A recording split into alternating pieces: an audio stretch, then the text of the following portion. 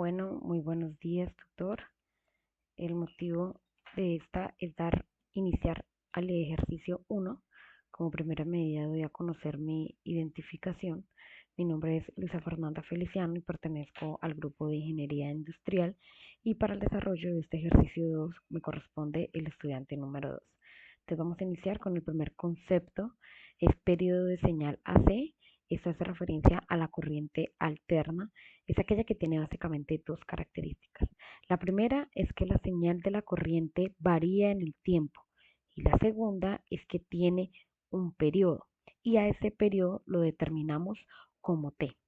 En otras palabras, con esta descripción podemos aclarar que estas varían a través del tiempo, pero hay tiempos en que vuelve a repetirse. A estos tiempos se les llama periodo y se indica, lo acabo de decir aquí en la gráfica, aquí en esta también, se evidencia T, que es igual a periodo. En la segunda gráfica es la frecuencia de señal de corriente alterna, y la frecuencia es la velocidad a la que la corriente cambia de sentido por segundo. En otras palabras, cantidad de ciclos, como se ve aquí en la pantalla, que se produce en una unidad de tiempo. Aquí, como lo vemos en la gráfica, esta se mide en hercios. Recordemos que hercios es una unidad internacional de medida donde un hercio es igual a ciclo por segundo. La siguiente terminología, fase y amplitud. Vamos a iniciar con amplitud. Como se ve en la gráfica, es la distancia entre el punto más alejado de una onda y el punto de equilibrio o punto medio. La fase es una medida de la diferencia de tiempo entre dos ondas senoidales. Recordemos que en estas son las curvas que describe una oscilación, como lo evidenciamos aquí en la gráfica, que es repetitiva y suave. Aunque fase es una diferencia verdadera de tiempo, siempre se mide en términos de ángulo, como lo podemos ver en la gráfica. En esta ocasión se mide en radianes. La siguiente terminología, valor medio y eficaz o RMS. El valor medio se llama valor medio de una tensión o corriente alterna a la media aritmética, de todos los valores instantáneos de tensión o corriente, medios en un cierto intervalo de tiempo.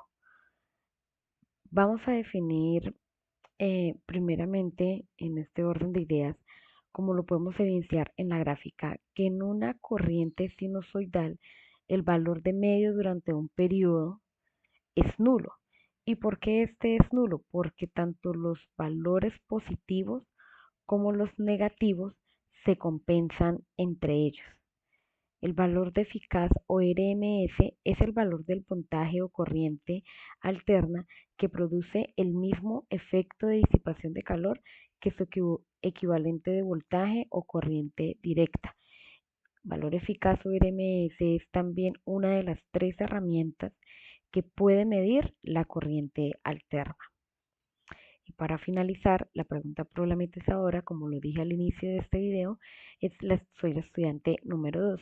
Y la pregunta esta es, ¿por qué se prefiere la corriente alterna sobre la corriente directa para transmisión de corriente eléctrica entre estaciones y puntos domiciliares? Muy bien, bueno, entonces para dar respuesta a esta pregunta, aquí en la gráfica podemos ver la corriente continua y la corriente alterna.